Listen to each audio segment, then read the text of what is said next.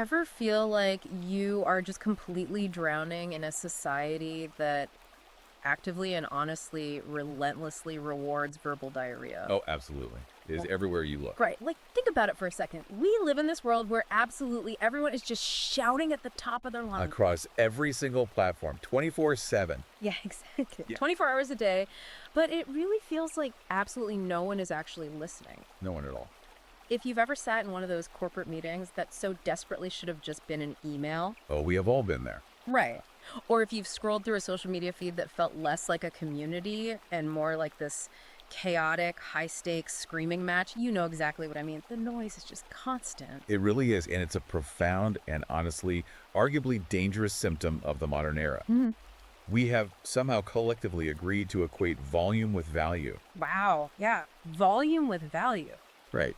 And we've mistaken this constant, unfiltered communication for actual competence. But that assumption, when you really start to dismantle the psychology and the sociology behind it, might be entirely backward. Completely backward. In fact, the most powerful position you can hold right now might just be the quietest one. Which brings us to the exact mission of today's deep dive. We are going to unpack a really fascinating, highly provocative new ebook today. It is definitely a provocative one. It's by Conrad Riker, and it's titled The Power of Fewer Words: Why Talking Less Makes You More Attractive, Confident, and Wise. A very bold title. It is, and we are framing this deep dive specifically for you, the listener, because you're someone who is looking to genuinely understand the mechanics of power, the raw psychology of attraction. And really, the strategies for self-preservation in a modern world that is just constantly demanding your attention and your commentary. Exactly. We're going to tear down the assumption that you always need to have the last word. But before we get into the heavy lifting, I need to remind you to hit that like and subscribe button right now. Yes, definitely do that. Seriously, take a second and do it. And I guarantee that by the end of this deep dive, you are going to want to head straight over to Amazon Kindle or Google Play Books to buy Riker's ebook. You really will. The concepts we are discussing today will fundamentally change how you navigate your daily interactions. For sure. Also, make sure you follow the author at Conrad N. Riker on Substack to keep up with his latest essays and insights. He is always posting. He is now a quick but really critical level set before we dive into the core of this text. Good idea. Riker's book is explicitly written for men's rights activists and men within the red-pilled community. He pulls absolutely zero punches. Yeah. And the book contains highly politically charged content. He heavily criticizes modern institutions, modern feminism, and what he identifies as Marxist cultural influences. And we really need to emphasize this for you listening right now. Our job today is not to endorse his politics. Oh. Nor is it to argue with them or condemn them. Our role as your expert guides on this deep dive is strictly to impartially report, decode, and analyze the mechanics of the arguments presented in the original source material. Strictly impartial. We want to ensure you fully understand exactly what the author's perspective is and why these specific strategies are resonating so deeply with his audience. Regardless of where you personally stand on the political spectrum, we're simply looking at the architecture of his worldview. I think that's the perfect way to frame it. So let's get into that architecture. Yeah. How on earth did silence go from being just a natural, peaceful state of human existence, something our ancestors experienced daily, to being framed by Riker as an active, tactical weapon of resistance? We have to start with the sheer volume of our modern cacophony. Riker points out this wild statistic early in the book. The average person speaks about 16,000 words a day. 16,000 words? Every single day. If you were to transcribe that, it's roughly a 60-page book that every single one of us is generating out loud. That is an absolute mountain of noise. It is. And society constantly reinforces this idea that talking equals competence. We are conditioned to think the guy holding court in the conference room, the one dominating the airspace, is the smartest guy there. But Riker brings up this classic study to counter that, right? From the 90s. Yes, the Thomas Gilovich study. It is foundational to understanding the psychological misstep we make regarding verbosity. Gilovich found that people who monopolize conversations, the ones who simply will not yield the floor. The ones who just love to hear themselves talk. Exactly. They are actually consistently rated by their peers as less likable, less intelligent, and significantly less interesting. Wow. And it's not just a slight dip in perception. It is a steep drop-off. So society tells us to talk more to look smart, but psychology proves it does the exact opposite. Precisely. When we analyze Gilovich's findings through Riker's specific framework, Over-talking is decoded not as a display of dominance, but as a subconscious glaring signal of insecurity. Interesting. It's fundamentally an act of overcompensation. So the person who won't stop talking is actually the most insecure person in the room. In many cases, yes. The individual dominating the conversation is frequently trying to mask a lack of self-worth or a gap in their actual knowledge. They're attempting to build a literal wall of words to protect themselves from scrutiny. Because if they keep talking, no one can actually ask a probing question. Right. A question that might expose their ignorance. Riker introduces this brilliant, highly applicable concept he calls verbal paralysis. Verbal paralysis. It is the state where the endless stream of talk completely replaces the friction of action. Oh man, you see this everywhere. I know so many people who fall into this trap, myself included sometimes, if I'm being honest. It's very common. People talking endlessly about their goals, mapping out their 5-year plans to literally anyone who will listen, tweeting their moral outrage about the news cycle, but doing absolutely nothing in the physical world. It's easy to judge that behavior, but psychologically, there's a very specific biological trap at play here. When you talk extensively about your goals, your brain actually releases a premature spike of dopamine. It rewards you for just talking. Exactly. It rewards you as if you've already achieved the thing you are merely discussing. Riker points out that this biological trickery depletes your drive. He backs this up by delving into neuroscientific evidence. What kind of evidence? He cites neurological imaging studies showing that our brains actually respond more actively to silence than to sound. Really? More actively to silence? Yes, specifically the default mode network of the brain. That's the part responsible for deep reflection, memory consolidation, and future planning. It only truly activates when the external noise stops. So silence isn't just empty space. Far from it. Silence actually triggers neurogenesis, the creation of new cells in the hippocampus. The brain physically requires that quiet space to process reality and formulate actual executable plans of action. If we pull that science into the practical reality of your daily life, you listening right now, the implications are just massive. They are. Right now, you are participating in what economists call the attention economy. The average person is spending nearly 3 hours a day on social media, participating in this relentless, exhausting exchange of digital noise. 3 hours a day is a massive cognitive drain. You are spending your finite cognitive resources just processing other people's verbal diarrhea. So if everyone around you is exhausting their cognitive load on meaningless chatter and algorithmic shouting matches, Stepping back into silence becomes an immediate, massive competitive advantage. You are conserving your energy while they are rapidly depleting theirs. which brings us directly to the ideological battleground of the book. Yes, this is where Riker gets very specific. For the specific audience Riker is writing for, silence is not merely a productivity hack. It's not just a way to save mental energy. It is framed as an active red-pilled resistance. Correct. Riker asserts that modern institutions, from corporate HR departments to the media to the education system, have been entirely captured by what he terms gynocentric systems. He uses very charged language here. He does. He argues that feminazis and Marxist propaganda have dominated the cultural narrative, entirely reshaping how society expects individuals to behave. And this is where the book gets really intense. He argues that this cultural shift has fundamentally altered the expectations placed on men specifically regarding how they communicate. Examining the mechanics of his argument objectively, Riker posits that the modern progressive expectation for men to constantly share their feelings, To be endlessly emotionally vulnerable. right, and to process every minor grievance verbally, he sees this as a carefully laid demasculinizing trap. Because in his view, traditional masculinity is different. Yes, in his worldview, traditional evolutionary masculinity is inherently stoic and self-contained. Therefore, when modern society demands that men abandon that stoicism and adopt a highly verbal, hyper-expressive mode of communication, He doesn't see that as growth or progress. not at all. Riker views this as an attempt to subjugate natural male instincts. In this specific ideological context, silence transitions from a personal preference into a deliberate counter-protest. It's a refusal to play the game. Exactly. It becomes a refusal to engage with a rule book that he believes was written to disadvantage men, a refusal to participate in what he dismissively terms leftist gibberish. He specifically points to the cultural environment following the Me Too movement to illustrate this dynamic. Riker argues that the movement, regardless of its original intentions, has evolved into an environment of hypervigilance. Weaponized hypervigilance, in his view. Right, weaponized to bludgeon men into silence out of sheer fear of cancellation or ruin. But here's the fascinating tactical pivot he makes. This is a key part of his strategy. Instead of seeing this fear-induced silence as a defeat or a muzzle, Riker advises his readers to adopt it willingly as an impenetrable tactical shield. He talks extensively about surviving the current era by adopting what he calls precision of language. Precision of language. Let's unpack that. It is a crucial concept in his framework.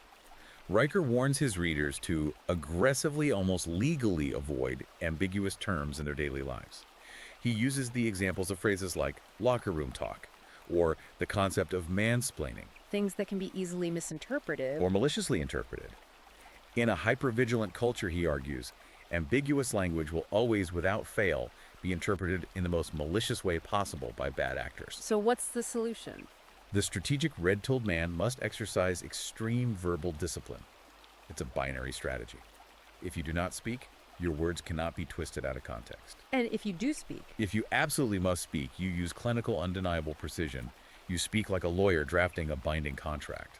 Silence, then, is no longer a societal punishment. it is the individual man's primary, most effective tool for legal and social survival. Exactly. When you look at it that way, it's only a half step to see how that social strategy plays out in actual, literal legal scenarios, which flows right into chapter 23 of the book. The legal applications are stark. The spoken word is just as dangerous in an interrogation room as it is on a volatile social media thread.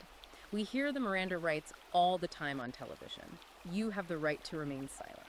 But Riker completely reframes this right. It's not just a procedural right for criminals. It's a psychological shield against our own worst instinct to over-explain ourselves, particularly when facing false accusations. And this application is highly relevant, given the intense immediate pressure men face today in the court of public opinion. Which moves way faster than real courts. Exponentially faster. Yes. And with significantly less regard for objective evidence. Riker analyzes the human instinct that triggers when we are falsely accused. Your immediate burning biological urge is to over-explain, To defend yourself passionately. to provide infinite context to prove your innocence.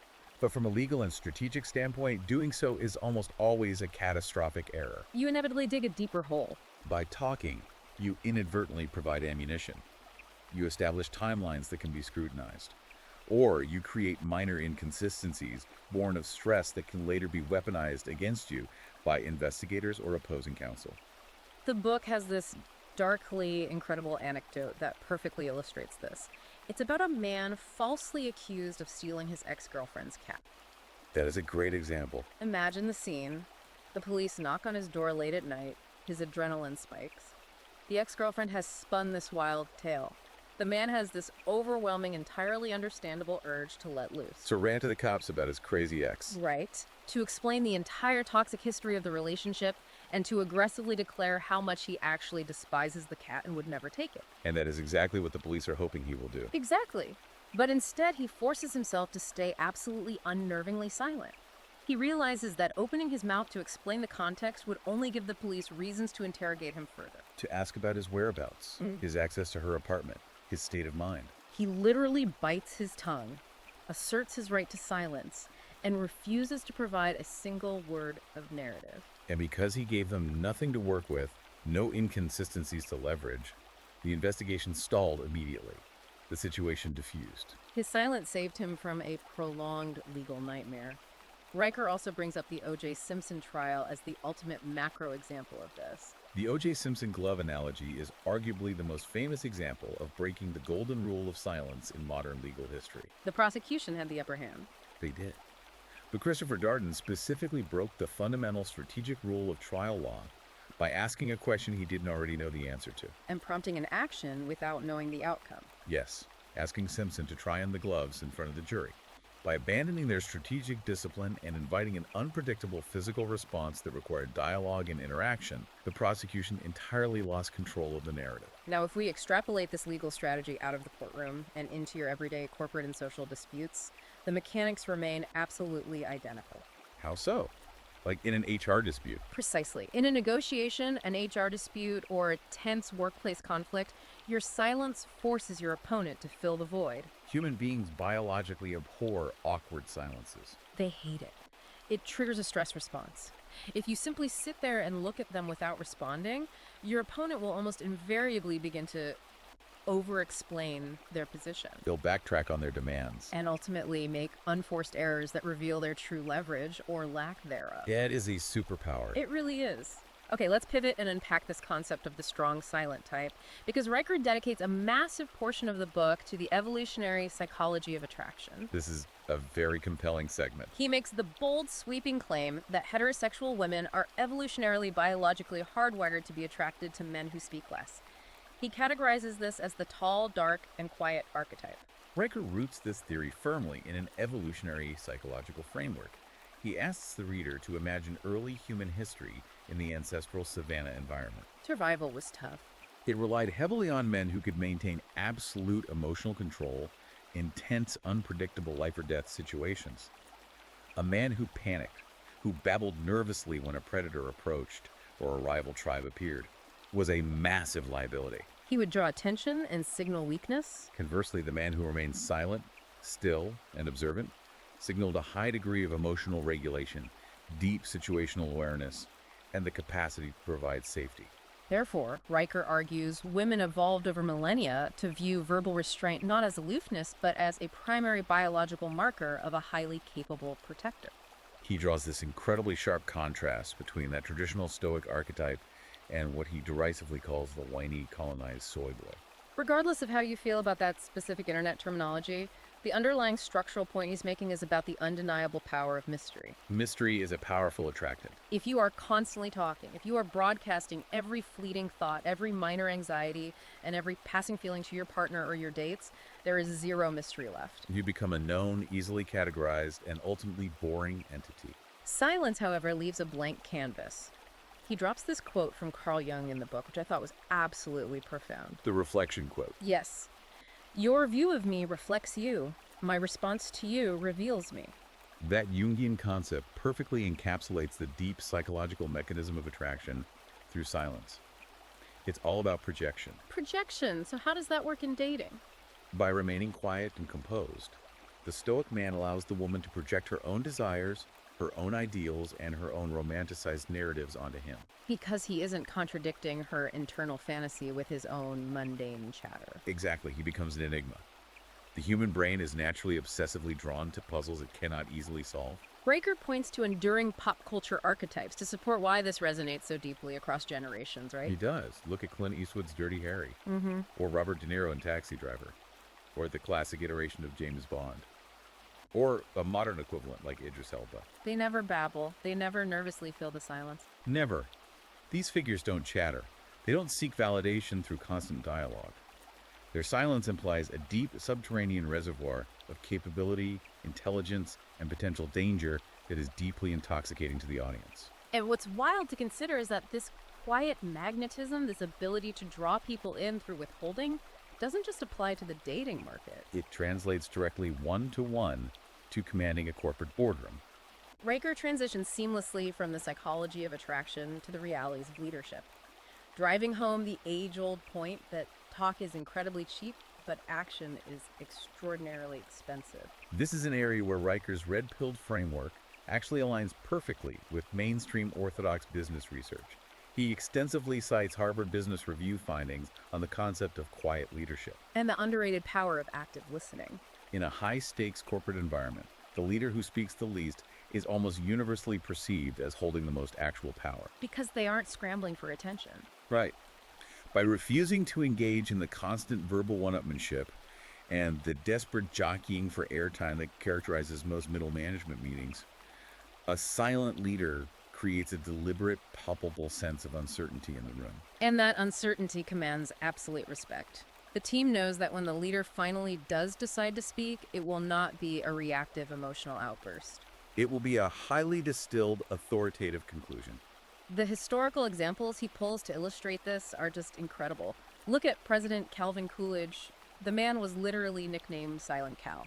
The dinner party story is fantastic. It is. Riker tells that famous, likely apocryphal but highly illustrative story, where a woman sitting next to Coolidge at a high society dinner party turned to him and said she had bet a Secret Service agent she could get the president to say more than 2 words to her that evening. And his response? Coolidge just looked at her calmly and simply said, "You lose." Brilliant. And that was it. He didn't speak to her for the rest of the night. Or take Theodore Roosevelt's famous enduring geopolitical motto, "Speak softly and carry a big stick." The implication is that the stick, the action, does the talking. Even Winston Churchill, who is widely considered one of the greatest orators in human history, was an absolute master of the strategic pause. His pauses were legendary. If you listen to his World War II speeches, he didn't rush his words. He would let the silence ring out over the radio waves for agonizing seconds to emphasize the grave reality of the situation. Moving from history into the modern business sphere, Riker highlights figures who have built empires on this principle.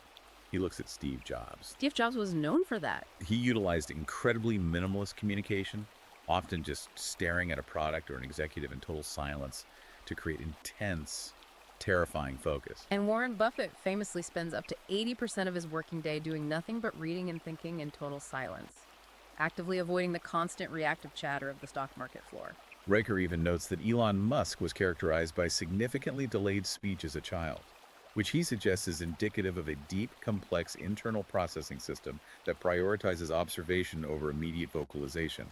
He also brings up Chris Voss, the former lead FBI hostage negotiator. Voss literally teaches that silence is your most potent tactical weapon. The late-night FM DJ voice. Yes, combined with a strategic pause. In a life-or-death negotiation, making a demand and then going completely silent makes the other party so intensely biologically uncomfortable that they feel compelled to fill the void. And in their rush to break the silence, they end up revealing critical information or making massive concessions against their own interests. Riker also steps outside of individual leadership to look at systematic silence. He examines Toyota's legendary Kaizen system of continuous improvement. The Gemba walk. Exactly. They have a practice where managers are encouraged to step onto the factory floor and simply observe the production line in absolute silence, without judgment, without asking questions, and without reacting. By just quietly watching the flow of work, they spot micro inefficiencies and systemic problems that they would have completely missed if they were constantly talking to supervisors and reacting to daily metrics. It's all so powerful, but I want to make sure we don't skip over chapter 21 because Riker provides a vital necessary caveat here, and this is crucial for you, the listener, to internalize. Silence is not a magical universal cure-all. Like any powerful tool, it can be deeply destructively toxic if it is used maliciously. Riker makes a very sharp, clear psychological distinction between a strategic pause and what we commonly know as the silent treatment. This is a vital nuance. The silent treatment, which clinical psychologists refer to as stonewalling, is an absolute misuse of the power of silence. What's fascinating here is the actual neurobiology of what happens when you stonewall someone. Riker notes that neuroimaging research shows that being subjected to the silent treatment by a partner or loved one activates the anterior cingulate cortex. That is the exact same region in the brain that registers physical pain. When you give someone the silent treatment, you are neurologically speaking inflicting physical trauma on them. It is a form of psychological manipulation and emotional abuse designed specifically to punish, to disorient, and to break down the victim. It is the exact opposite of the stoic, protective, stabilizing silence that Riker advocates for in the rest of the book. He shares a really heartbreaking case study in this chapter about a married couple, Gary and Linda. It really paints a picture of how insidious this can be. Gary gets a promotion and starts working significantly longer hours. Instead of sitting down and communicating her feelings of neglect and frustration, Linda just completely shuts down. She weaponizes her silence. She gives him the silent treatment for days at a time, withdrawing all affection and refusing to acknowledge his presence in the house. Gary, who is initially confused and then deeply alienated by this punishment, responds by pulling even further away, staying at the office just to avoid the freezing environment at home. This weaponized silence created a massive, expanding chasm of unaddressed grievances that eventually destroyed the marriage, leading to a totally avoidable, bitter divorce. Riker even references the intense, well-documented suffering Princess Diana reportedly went through dealing with the institutionalized silent treatment and emotional stonewalling within her marriage to Prince Charles. This raises an incredibly important practical question for you as the listener trying to apply these concepts. How can you internally differentiate between deploying a strategic pause that indicates wisdom and utilizing stonewalling that indicates emotional abuse? It ultimately comes down to two factors: your internal intent and the presence of active listening. A strategic pause is meant to serve the relationship or the negotiation.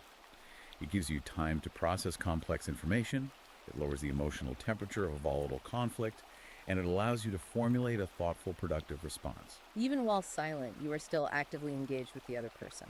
Stonewalling, on the other hand, is an act of absence. Its intent is to punish, to ignore, and to exert dominance by denying the other person basic validation and human connection. One is a tool of engagement, the other is a weapon of abandonment. That is a phenomenal distinction to keep in mind. Okay, let's zoom out for the final section, because Riker takes this concept global. He moves beyond interpersonal dynamics and explores how silence transcends geographical borders and transcends artistic mediums. It truly operates as a universal language. The cultural interpretations of silence are vastly surprisingly different, and failing to understand them can be disastrous. In the West, particularly in American corporate and social culture, we view silence in a conversation as an awkward void, an embarrassing error that must be filled immediately with filler words or nervous laughter. But in Eastern cultures, silence is deeply integrated into communication as a sign of profound respect, wisdom, and active contemplation. I found the specific cultural concepts he highlights to be so beautiful. For instance, he talks about the Japanese concept of ma. Ma. It loosely translates to the space between things, or the negative space. In architecture, it's the empty space in a room that gives the room its actual shape. In conversation, ma is the deliberate, heavy pause between statements that gives the spoken words their actual weight and meaning. It's the silence that makes the sound matter. And then he brings up the Finnish philosophy of sisu, which is deeply tied to their harsh climate. It's all about extreme stoic resilience, a quiet grit, and a profound cultural respect for quiet internal reflection rather than outward complaining. And as I mentioned, a failure to understand these deep cultural differences can lead to significant real-world consequences on the global stage. Riker points out a classic historical blunder: Richard Nixon's historic visit to China in 1972.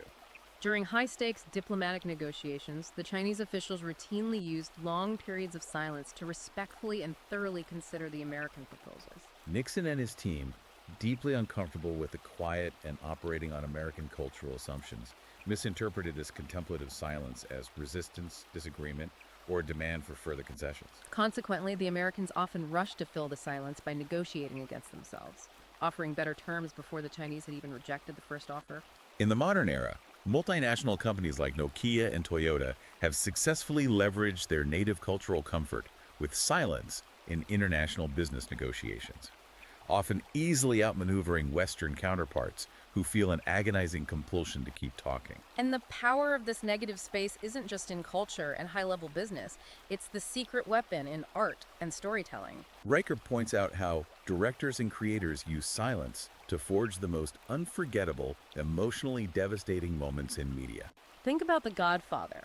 When Michael Corleone is in Sicily and he realizes his new wife has been killed in that car bombing, Francis Ford Coppola doesn't have Al Pacino scream. He doesn't give him a massive, tearful monologue about his grief. The explosion happens, and then Michael is utterly devastatingly silent. The sound drops out. That pure, agonizing silence conveys a depth of shock and soul-crushing pain that words could never possibly touch. Or think about the incredibly controversial finale of The Sopranos.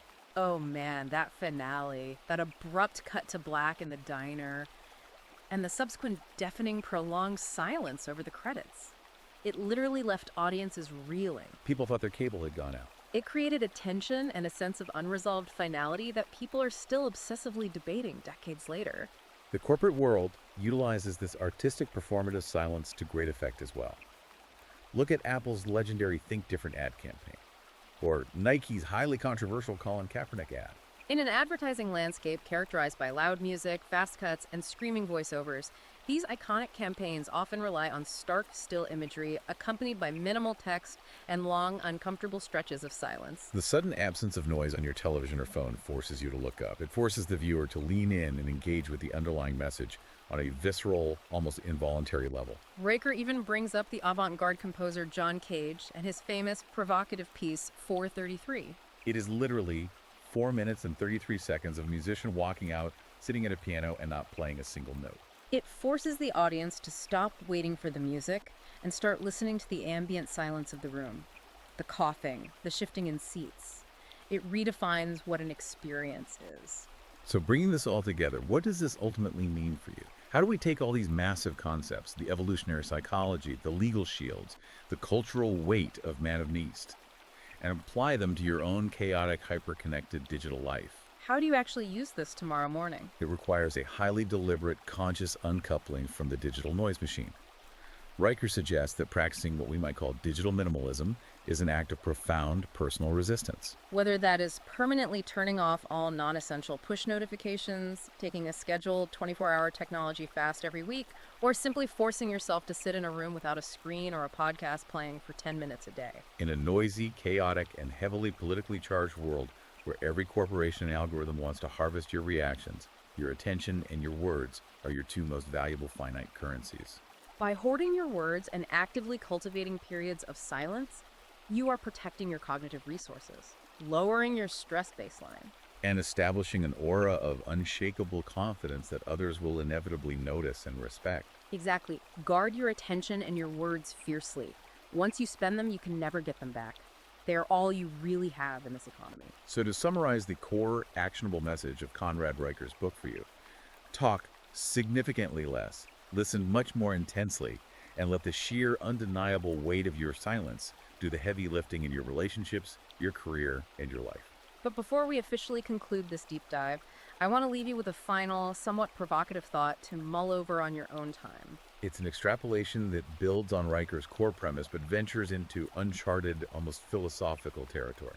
If silence is indeed the ultimate armor, and simultaneously the ultimate tactical weapon of the highly disciplined, red-pilled, stoic man, what exactly happens when two absolute masters of silence finally meet in a high-stakes scenario? Oh, wow. That's an intense hypothetical. Yeah. An immovable object meeting an immovable object. Precisely. If two men who refuse to reveal their hands, who refuse to engage in the vulnerability of open dialogue, face off, does communication simply break down entirely into a standoff of mutual stonewalling and suspicion? Or through the sheer mutual absence of deceptive, manipulative language, does their interaction actually evolve? Does it transform into a higher, purely intuitive form of nonverbal understanding, a mutual respect that transcends the clunky, imperfect need for spoken language altogether? That is heavy, and definitely something to chew on during your next deliberate quiet moment. All right, that wraps up today's deep dive into Conrad Riker's The Power of Fewer Words. Remember, if you got value out of this profound shift in perspective today, you need to hit like and subscribe right now to support the show. And we highly reiterate the recommendation that you should head over to Amazon Kindle or Google Play Books right now to purchase your own copy of The Power of Fewer Words by Conrad Riker. The depth of the psychological frameworks and the historical examples in the book go far beyond what we could possibly cover in this deep dive. Absolutely. Go buy the book right now. And don't forget to follow @ConradAndRiker on Substack for more of his unfiltered essays and tactical insights. Thank you so much for giving us your valuable attention and joining us on this deep dive.